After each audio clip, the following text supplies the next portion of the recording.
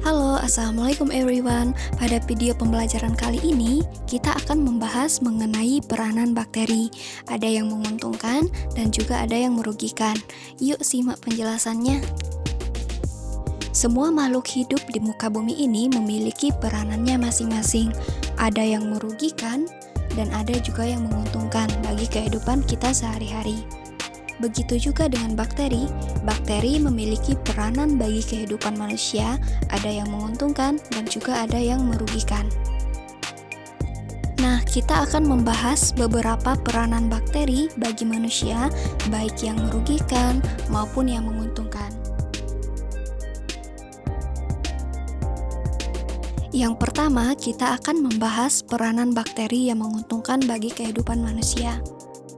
Peranan bakteri yang menguntungkan bagi manusia yang pertama, pembusukan organisme yang telah mati. Sangat penting untuk mengurai sisa-sisa organisme mati seperti sampah organik, dan bangkai makhluk hidup. Bakteri ini akan memakan sisa-sisa dari makhluk hidup dan mengubahnya menjadi nutrien yang baik untuk tumbuhan. Selanjutnya, peranan bakteri yang menguntungkan ialah pembuatan makanan dan minuman hasil fermentasi. Pada zaman sekarang, banyak sekali makanan dan minuman hasil fermentasi yang dimana pembuatannya memerlukan bantuan dari bakteri. Contohnya seperti kecap, tempe, keju, yogurt, roti, dan oncom. Contoh bakteri yang digunakan ialah yang pertama, Acetobacter terhadap pembuatan asam cuka. Yang kedua, Lactobacillus bulgaricus terhadap pembuatan yogurt. Yang ketiga, Acetobacter psyllium terhadap pembuatan nata de coco. Dan yang terakhir, Lactobacillus casei terhadap pembuatan keju. Ada juga di bidang pertanian.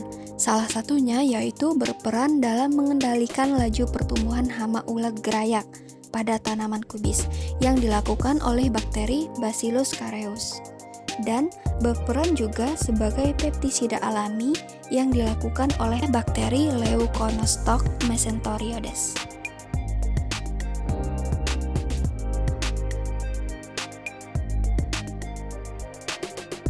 Dalam bidang pertanian juga, bakteri berperan dalam menghambat pertumbuhan jamur atau pungi, seperti yang dilakukan oleh bakteri Enterobacter sp.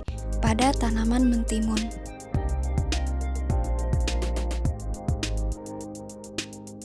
Selanjutnya, pada bidang kesehatan, banyak sekali antibiotik yang menggunakan bakteri untuk mengobati beberapa penyakit. Jenis-jenis antibiotik yaitu yang pertama, tetracycline untuk mengobati sifilis, tifus, dan jerawat.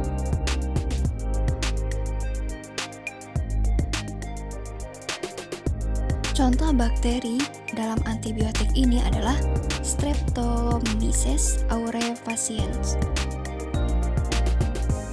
Yang kedua, sebagai antibiotik penicillin untuk mengobati meningitis, gonera, dan faringitis. Bakteri yang berperan dalam antibiotik ini adalah bakteri Penicillium.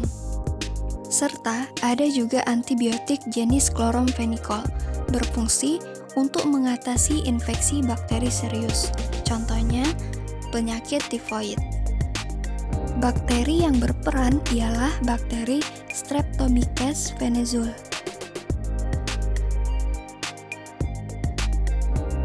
Selanjutnya pada bidang energi.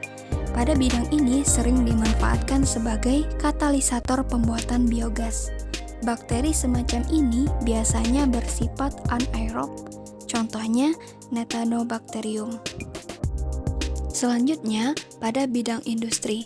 Di bidang ini memproduksi asam laktat yang bermanfaat untuk produk tekstil, pembuatan bahan kimia, penghilang zat kapur pada kulit binatang.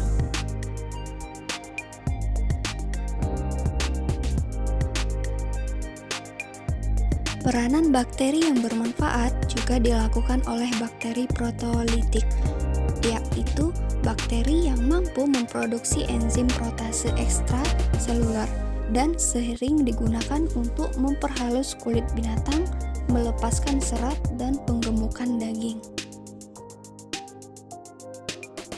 Nah, itulah beberapa peranan bakteri yang bermanfaat bagi kehidupan manusia. Selanjutnya, peranan bakteri yang merugikan. Ada beberapa jenis bakteri yang bersifat patogen atau parasit. Nah, jenis bakteri seperti ini tentunya tidak baik bagi kita dan bahkan merugikan kita. Salah satu peranan bakteri yang merugikan adalah sebagian dari mereka berperan sebagai penyebab penyakit, baik pada hewan, tumbuhan, ataupun manusia. Contoh bakteri yang menyebabkan penyakit pada manusia: Salmonella typhosa, Shigella dysenteriase, penyebab penyakit disentris. Yang ketiga, bakteri Serratia meningitidis, penyebab penyakit meningitis. Yang keempat, Klebsiella pneumoniae, penyebab penyakit pernapasan dan paru-paru. Yang kelima, Mycobacterium leprae, penyebab penyakit lepra. Dan masih banyak lagi penyakit yang disebabkan oleh bakteri. Selanjutnya, bakteri juga menyerang pada tumbuhan loh.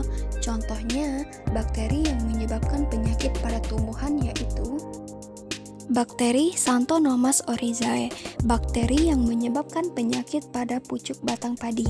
Yang kedua, Xanthomonas completris yang menyerang tanaman kubis. Yang ketiga, Pseudomonas solanacearum yang menyebabkan layu pada sayur terong-terongan. Yang keempat, bakteri Erwinia amylophora, penyebab bonyok pada buah-buahan. Yang terakhir, bakteri Xanthonoma citri, penyebab kanker pada batang jeruk. Bakteri juga bisa menyerang pada hewan. Contohnya, Ctenomyces bovis yang menyebabkan bengkak pada rahang sapi. Bacillus anthracis, penyebab penyakit antrak pada hewan ternak. Yang keempat, Streptococcus agalatica, penyebab radang payudara pada sapi. Selanjutnya, Chytophaga columnaris, penyebab penyakit pada ikan. Yang terakhir, Brucella abortus, penyebab penyakit brucellosis pada sapi. Selain dari sifatnya sebagai patogen, bakteri juga merugikan dalam penyebab pembusukan makanan. Contohnya, Clostridium botulinum adalah bakteri yang menghasilkan racun botulin pada makanan basi terdapat pada makanan kaleng-kalengan. Bakteri Pseudomonas coccophenanas, yaitu bakteri yang mengurai protein yang bersifat racun bagi manusia. Yang terakhir, bakteri Leuconotus mesenteroides, bakteri yang menyebabkan perlendiran pada makanan.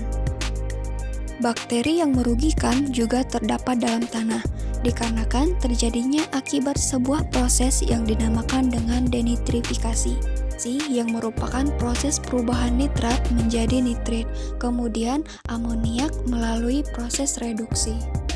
Tidak dapat dimanfaatkan pada tumbuhan, sehingga pemupukan urea oleh petani tidak akan optimal. Contoh bakterinya adalah Nitrococcus pseudomonas dan bakteri denitrifikasi. Nah, sekian itulah penjelasan mengenai peranan bakteri. Thank you for watching, semoga bermanfaat. Wassalamualaikum warahmatullahi wabarakatuh.